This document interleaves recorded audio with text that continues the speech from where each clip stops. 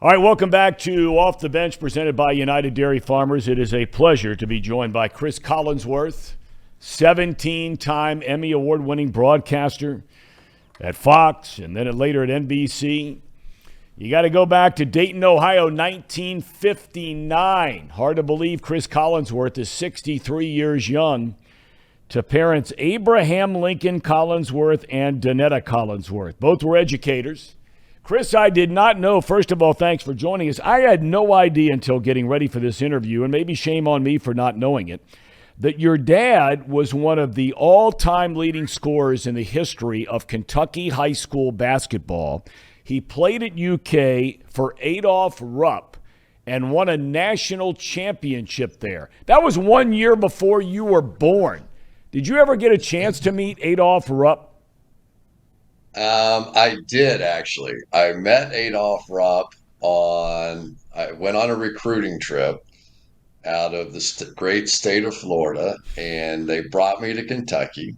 So my recruiting trips were Florida, Florida State, Alabama, Kentucky, because my mom and dad, not my wife, I didn't know that at the time, were all at UK and USC in California.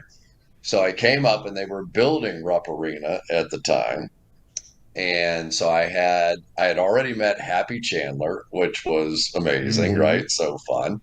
And then I got to meet Adolph Rupp, who took me on a personal tour of Rupp Arena before it was built. And he pointed to a seat on the far side and he said, "That is my seat. That will always be my seat. They will never let anybody sit in my seat," which of course they did, but it was a good story at the time. But he kept what did he call? He kept calling me. Um, he kept calling me Fritz, and I have no idea why. I got introduced somehow. Chris became Fritz in his mind, and my dad, who was still scared to death of him, who was with me on the trip, refused to correct him. I refused to correct him. So I went around as Fritz the entire tour, kind of started liking it a little bit, and that was the way I was introduced. That's a great story, man. That is an awesome story. You mentioned that your family, even though Kentucky roots, you moved down to Florida. You recruited and you eventually decided to go to the University of Florida. You went as a quarterback, right? And if I'm not mistaken, in your very first pass attempt, you throw a 99-yard touchdown that first year as a quarterback at Florida. Is that right? That's pretty much it. I don't know if it was my first pass. Honestly, it may have been. We were playing Rice and we were winning by like couple touchdowns, maybe even three touchdowns. It's, in the second half. So we get the ball on the 1 yard line, our own 1 yard line. So they throw me in there. And Derek Gaffney, who was the wide receiver, a senior, older guy, comes in and I'm supposed to roll out and throw him a pass in the flat or a little like out route. And so I go, and he gets in the huddle. And so I call the play, and he goes, "Look," he goes, "take a look at that guy playing cornerback over there." He goes, "If he squats at all, I'm just taking off." What am I going to tell him? I'm a freshman, my very first game. I'm like, all right, go on with it. So he goes by this guy, and I just throw it as far as I can. And he runs under it and goes 99 yards, which was cool. It's exciting. It's all that stuff. It didn't dawn on me at the time that 99 yards is as far as you can complete a pass, right? Because it doesn't Yep. matter, unlike, say, a kickoff return, where if you're 9 yards deep, it's a 109-yard return. The pass is always from the line of scrimmage. So I throw a 99-yard touchdown pass, which is one of like, at the time, I don't know how many they have now, at the time, one of like six in the history of NCAA football. I'm friggin' in the Hall of Fame. I'm in, it's like, it's the ultimate trivia question as to if nobody could ever name all the people who threw a 99-yard touchdown pass because they would never put me on that list. And, but yeah, so I mean, you can imagine all the stories out of it that I threw a screen pass that I did, but it actually was a good pass and 99 yards. And that was, And that was about the last highlight I had playing quarterback. The next year, Steve Spurrier comes in and they moved me to wide receiver. We were running the wishbone and all that kind of stuff. I wasn't much of a passer, and it didn't take Spurrier long to figure out we've seen enough. Well, look though, you moved to wide receiver. I don't know at the time if you were all that happy about that. Obviously, you were blessed with incredible athleticism. You were a state champion in track. You're one of the fastest guys coming out of Florida, one of the fastest guys in the country. And you moved to wide receiver. You go on 3 years in a row. You're all SEC. You're an All American. You become one of the great receivers in the history of Florida. In hindsight, of course, you're glad you made the move from quarterback to wide receiver. At the time, were you happy you made the move? It was funny, my dad. So I got recruited really by everybody. I really could have gone just about anywhere I wanted to go. And at the time that they made the move, Doug Dickey, who was the head coach, said Spurrier and Lee McGriff were the offensive coordinator and my receivers coach. So they went in and told Doug Dickey they were going to move me.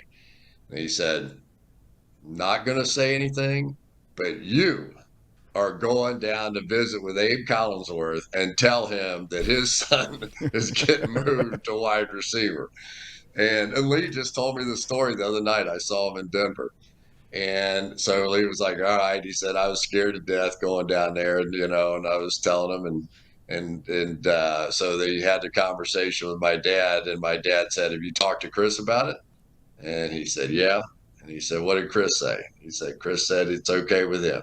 He said, 'Well, then it's okay with me.' And that's about as far as it went. He did call me and say, 'Is this what you want to do?' And that everybody wanted to know if I was happy, because a lot of the schools that recruited me wanted me to come play quarterback, because most of the country was still playing sort of option football, which is what I came out of high school doing. And so I could have gone back to some of the schools, Alabama, Kentucky, SC. I mean, if I had known, I would have been playing receiver from the beginning. I'm not sure I would have gone to Florida because they were a wishbone team. I probably would have. That's where I wanted to go.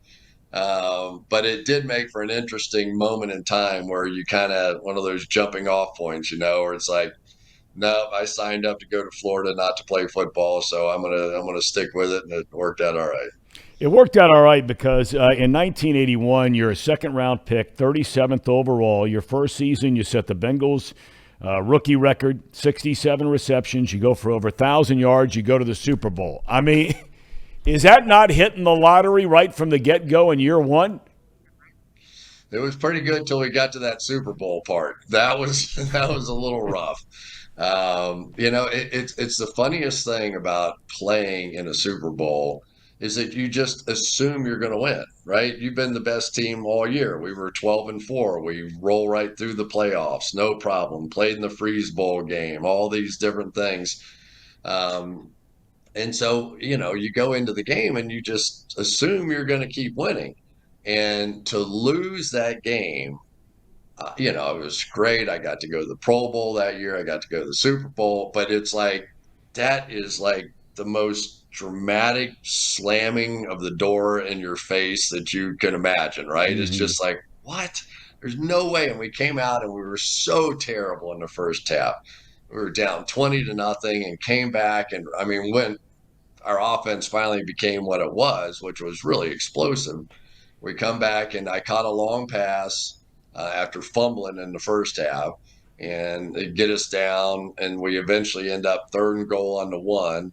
It's 20-7, but it's early in the third quarter, and we'd already scored the first touchdown. And third down, we catch a pass in the flat, but Charles Alexander didn't get in the end zone, just barely short. Go for it on fourth down. Had a couple of blown assignments on the play, and don't score. And it just, it's just so brutal. But I remember Forrest Gregg coming in at halftime, and his final words to us was, "Well, go out and do what you can. You guys couldn't screw it up." I'll use a loosely phrased term. "You guys can't screw it up any worse than you did in the first half. Go see what you can do." That was about the extent of his halftime speech. And but it ended up close. We had a shot. We did have a shot. That was the first of two Super Bowls, Chris, you would play in, and both of them, you got to look at Joe Montana. In 19, at the end of the 88 regular season, I remember I was fortunate enough when you and I were doing work together at Channel 5, doing the high school football stuff and all that kind of thing, and you decide that you're going to retire after that Super Bowl. And I had a chance to come down there and interview you, and I've never had a chance since then to ask you this, but as you're standing on the sideline, when the 49ers get the ball back, and I asked Anthony Munoz this question a couple of weeks ago, but his answer was going to be very different than your answer because you had already decided that this was going to be it. You were retiring. Who were you standing next to? What was going through your mind? I would imagine a range of emotions. All the things happening, Super Bowl, chance to win, 49ers got the ball, you're retiring. Do you recall exactly what was going through your mind, who you were with when the 49ers got that ball before that final drive?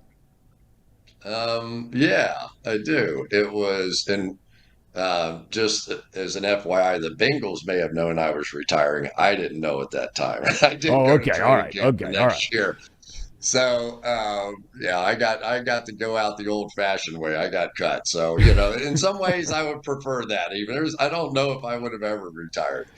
But yeah, we were over there and somebody, I won't tell you who, said to me, "We got them now. They haven't moved the ball all day. We got them now. It's over," because we had just taken the lead.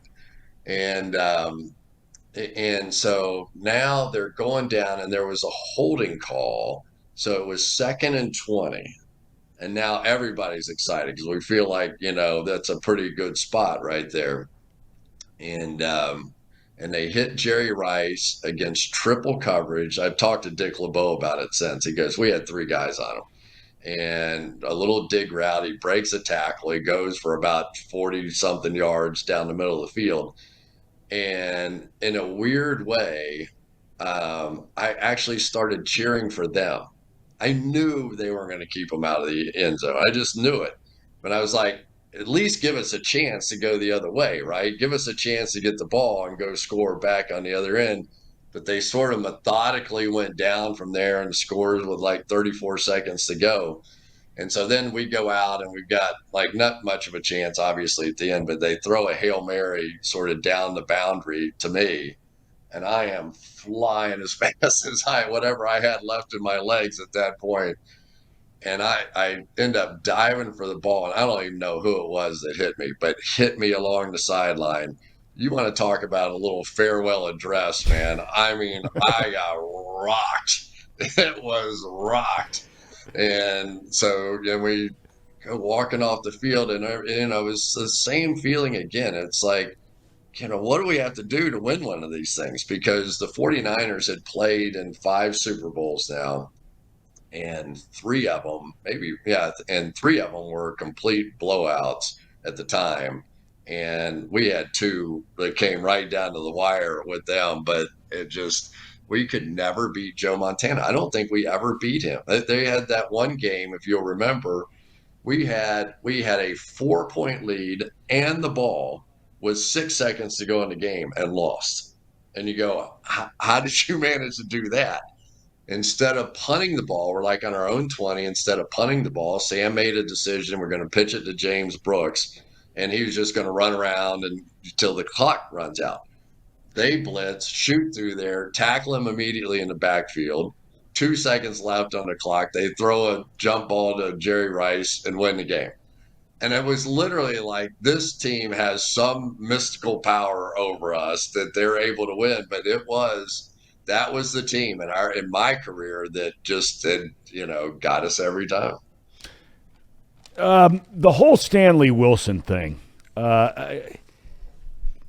I was down there, and after everything starts, and I'm at Channel 5 at the time, and Sam is looking for something to pick the team up. Stanford Jennings' wife had just had their first child, and we had gone over to the hospital to get some video of mom holding their little baby, and then all this stuff is going on with Stanley Wilson.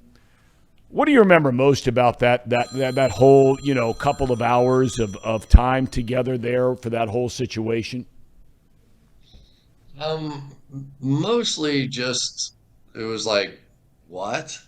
And I think that one of the hard parts about it, and I actually interviewed Stanley when he was, you know, basically getting ready to go to jail, I think is when it was for a pregame show one time.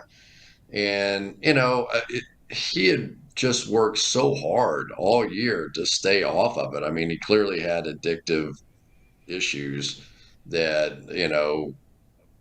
kept coming to the forefront in his life. But that Super Bowl year, every single week he's battling this thing, and we make it all the way through the year. And he was a really significant part of our team. Mm-hmm. He was sort of that edgy personality, that fullback that also could catch the ball and make plays out of the backfield. And he was a tremendous energetic force on our team. And then I remember Sam came into the meeting room the night before the Super Bowl, and he goes, about all he got out of his mouth was, we lost Stanley. And everybody's like, what are you talking about?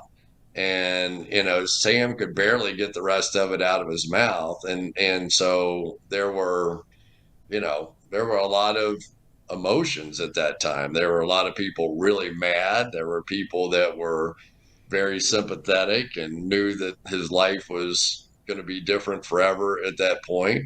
But it was a little stunner the night before. I never believed that had anything to do with winning or losing the Super Bowl, even though it probably changed a little bit of our offense the next day.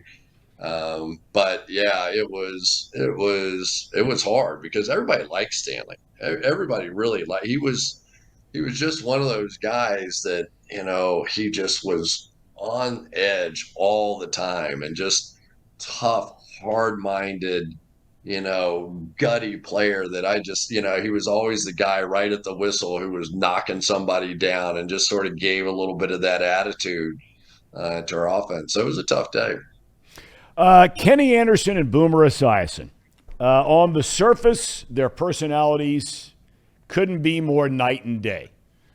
In the huddle, did they have more similarities than people might think, or were they night and day in the huddle? They were night and day, brother. They were night and day. Kenny Anderson would just get in there and call the play. And he was so precise with everything that he did. His reads were perfect. His ball was a perfect spiral that if there was a defender in front of you, he would sort of throw it low and away to keep you from taking the hit. And just like one of those artists, playing the quarterback position. Boomer Esiason was more like AC/DC coming in there. It was just everything was loud, everything was obnoxious, everything was sort of dictating everything that was going on. Then he would get to the line of scrimmage. I'll never forget one time we were playing Buffalo, and Boomer gets to the line of scrimmage and he goes, "Hey, hey, Bruce Smith, Bruce Smith, we're running right over you right now. Anthony Munoz is going to take you and drive you into the end zone. We're running right there." And you see Anthony, he's like waving his hand back at Boomer. Shut up. I got my hands full over here anyway. And so Anthony comes over to the bench and he goes, "Will you talk to your boy, man? He's out of his mind. Bruce Smith is like a raging idiot over there right now, trying to kill everybody." I go, "You're on your own, man. I just want him to throw me a pass. I'm not negotiating for you, too." That is a great story. I've always wanted to ask you as well. Some people might know. I think most people probably don't know. You were getting your law degree and got your law degree when you were still playing. Why did you feel like you needed to get a law degree, and have you ever wanted to go practice law? No, I never wanted to practice. The number one thing I learned in law school after 5 years, it took me 5 years on that plan to get out. But the number one thing I learned was that I definitely did not want to be a lawyer. and but it was a great education. My wife, my then girlfriend, soon to be fiance and wife, was in law school at the University of Kentucky. And I had been accepted to law school at the University of Florida coming out. And then I made the football team. And so it was like, you're never going to get a chance to do that again.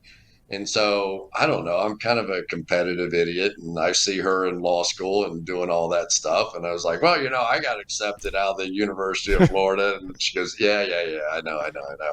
So I went back and I had to take the SAT again, and I studied for it, took the test, got into UC, and they set up a program for me where I went and God bless him, Mike Brown said, look, you're at the end of your career. Watching them install basic coverages and routes not going to do you any good. He goes, if you can take some morning classes, go ahead and do it. And so I went over and I would show up for these 8 a.m. classes, and I would come back in the middle of some of these meetings. And I know it made some other people crazy. I'm sure it did, but I always give Mike Brown credit for understanding that, there is life after football and you want to get ready for it. And I still think that it was one of the great things that happened because it separated me a little bit. I was coming out, I had no idea I was going to end up in broadcasting, but at least I had some kind of a job to look forward to as I was going out and, going to be a lawyer or whatever.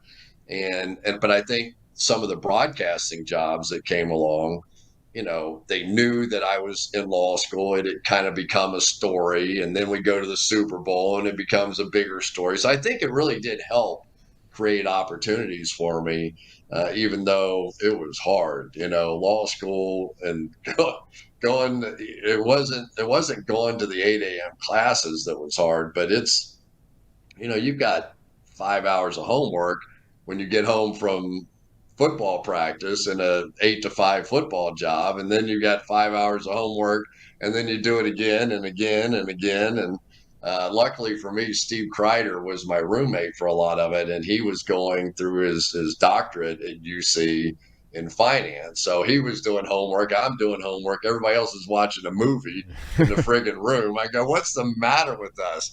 So one night I made him shut it down. I go, we are not doing homework tonight. We are not. And I made him watch Fast Times at Ridgemont High with me. And we laughed all night. It was the greatest. That was one of the great nights of my life. Oh yeah, one of the great movies of all time, Spicoli. Yeah, baby. You go to Fox. You're in a 3-man booth. You're with Joe Buck and Troy Aikman. Off you go to NBC, and you've been with Al Michaels for a long time until this year, and Mike Tirico has taken over full time. I'm kind of curious. Can broadcast partners become stale with one another if it goes on too long? It didn't for me. I love Al and still do. We're still best of friends. I mean, I talk to him all the time. I mean, you just talk to him all the time. So no, I would say the only time that I didn't really like it as much was doing a 3-man booth. Yeah. That to me was just too hard. There's too many people talking, in my opinion. Now some people can really make it work. We've seen it work on, Monday Night Football. We've seen it work with, on college basketball some. So it's not that it can't work, but you know what it is. It's like you're in constant communication with the producer of the show. And so I see something and Troy Aikman would see something. It was like a game show. We're both hitting the button to talk to the producer to tell him what we're seeing. And then he's got to decide what he's going to put up. Neither one of us really knew. And for me, there's a flow to the game. And I think that there also needs to be space in the game. There needs to be a breath Yes. taking Yep. taken. People don't Yep. want to hear wall to wall talk. And so, but with that kind of pacing and communication, I just thought it was too hard. So I actually have it in my contract. Like whatever you guys want me to do, I'm happy to do, but I don't want to do 3-man booth again. I don't think it's the right answer for me. And ultimately, everybody likes to be able to weave the story in the way that they want to weave the story. And so I'm sure Troy is loving it. I'm loving it. And that part of it, I think, is better. You started Pro Football Focus. And I don't know if you would consider, correct me if I'm wrong, I don't know if you would consider Pro Football Focus. I know you get into a lot of metrics and players and evaluating players and how they do week in and week out, collegiate level, pro level, that kind of thing. I don't know if you would consider it an analytics study of players. Analytics, in my opinion, has ruined baseball. It's been the best thing for the pitcher. It's been the best thing for the batter. It's been the worst thing for the sport. Analytics is becoming more and more a part of football. Has it been good for football? I think to some extent it's made it a little more exciting.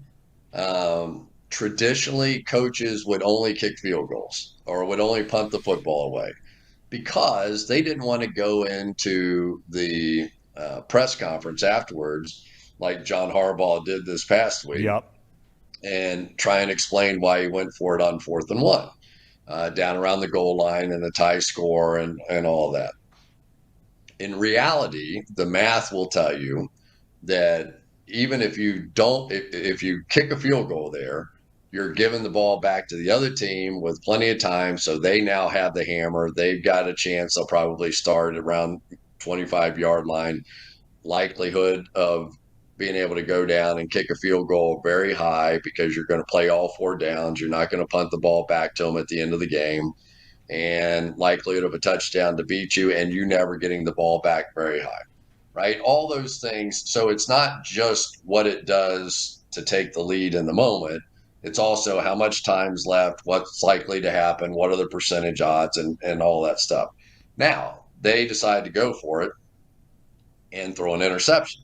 So instead of leaving the ball at the 1-yard line, which gives you a high likelihood of getting it back in great field position and still controlling the game from that situation, they throw an interception, ball out to the 20, and now it's a different set of circumstances.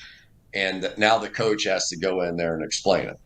But in today's age, there are mathematicians who can say he made the right decision. It didn't work out.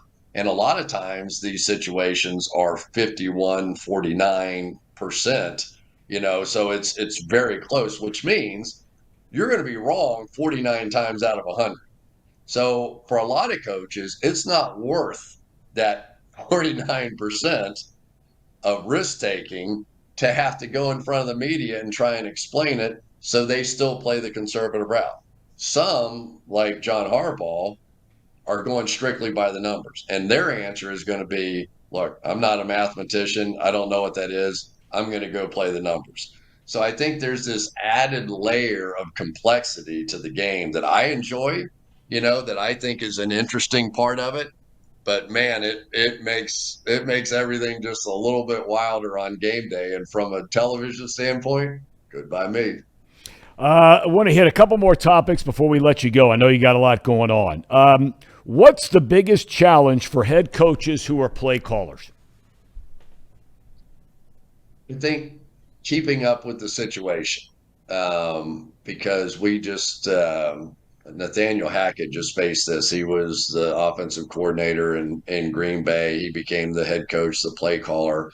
In the first 2 weeks, he makes some mistakes in both games, and having done it at a very low level, like Pee Wee football and high school football, being a play caller, you are so wrapped up in what's the next play and and the situation changes so quickly. Like you may decide you're going to go for it you got a 3rd down and 1, and you're going to go for it on 2 downs. And so you go, all right, we're going for it on both downs. Now you lose 3 yards on 3rd down and 3. Now what do? Well, your brain isn't thinking about that, right? So you need somebody in the box who's going to go down and go, now we should kick the field goal, or now we should punt. And all of that stuff now is basically an algorithm that you just plug in the situation. Unfortunately, the NFL teams don't have access to computers during the game. They cannot use technology. So they all got this massive sheet of paper and book that they have to flip through to find all these situations. Now, most of them kind of know it off the top of their head, but it is, and you have basically 5 seconds to make that decision after the prior play because you either got to run the field goal team on. We saw Tom Brady take a delay game penalty when they decided to go for two at the end of the game against Green Bay the other day. So, I mean, it is like a huge corporation that has to make decisions in 5 seconds, and it's not easy to do. And when they go wrong, the rest of us have all week to beat them up and tell them what idiots they Yep. are. And that's kind of part of what the fun of it is too. I can remember Terry Bradshaw saying one time how much he hated the college football playoff system. I said, why? And he said, because you don't get to argue anymore, Chris. That's what's fun about the whole thing. You got to argue about it. Because there are four different teams that think they're the number one team in the country as soon as they play those bowl. So he would go on and on and on about, this. And the older I've gotten, the more I go, he's kind of right. Do we always have to have that one team at the end of the playoffs? It really works for the NFL, obviously, or professional sports. But I think in college sports, I don't know. I think there was a point. How much fun bowl season was, because then you had to adjust. Well, what does that mean for my team? And I thought it was kind of fun too. I think he makes a legit point.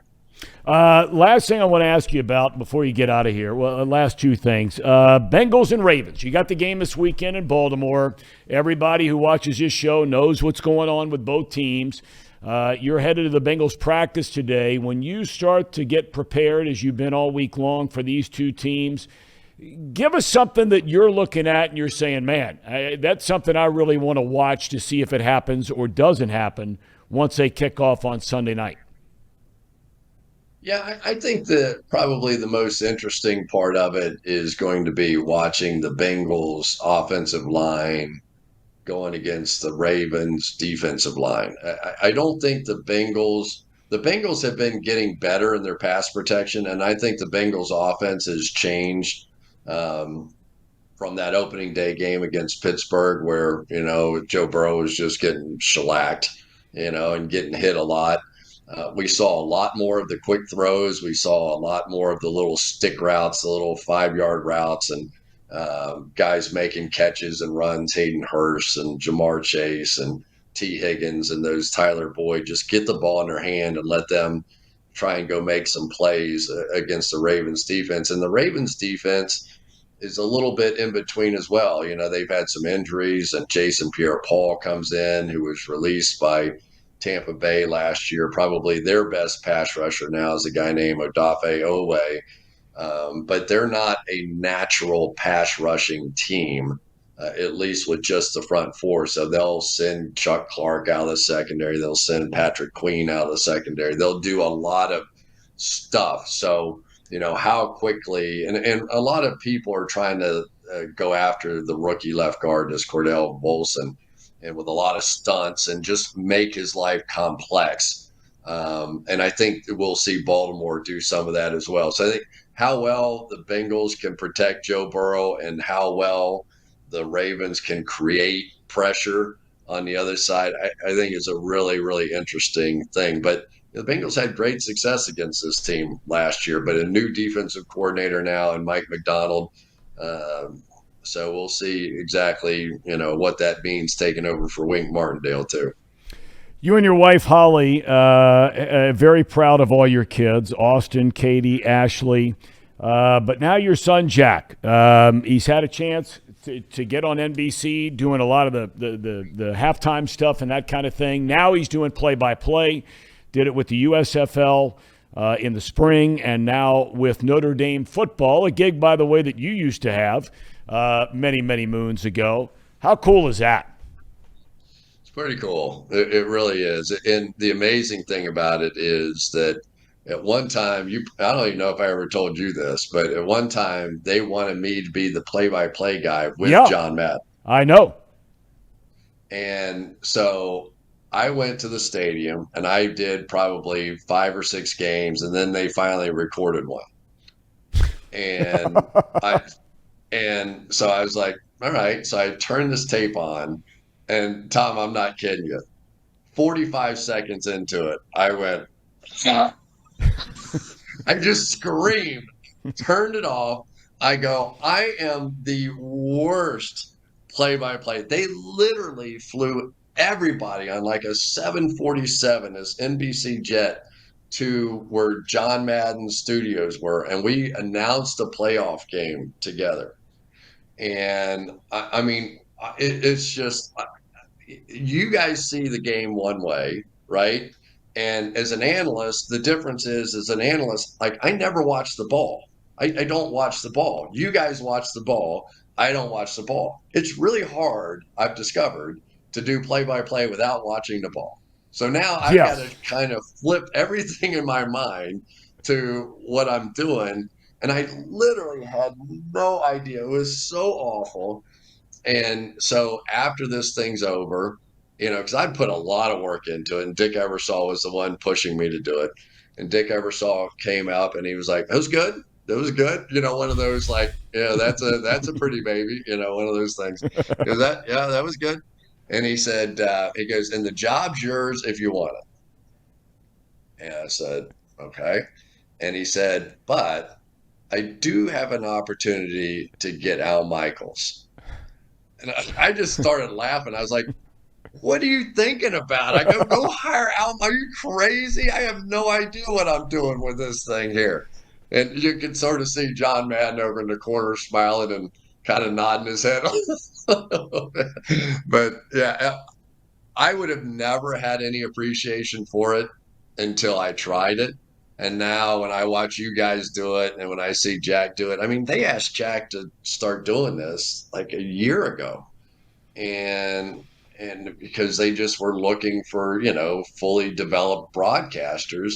And so he did it, and then he did the USFL this year, and he's done some Notre Dame, and really, it's been amazing for a guy. And he studies everybody. He studies Tirico. He studied you when he was growing up around here. He studies Al, and so he just kept going to YouTube and listening to guys, and he kind of came up with this little bit of a minimalist approach and how he wanted to do it. And he's surviving, and they'll be in prime time this weekend doing the Notre Dame BYU game from Las Vegas. So hope he comes back alive. That'd be Yeah, good. amen to that, brother. Amen to that. Hell, I wonder if I'd come back alive at 59 years young now. I'm not so sure anymore if I was still doing those games.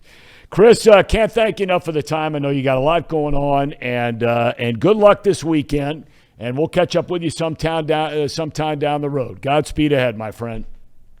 Thank you, Tom. Great talking to you. All right, Chris Collinsworth.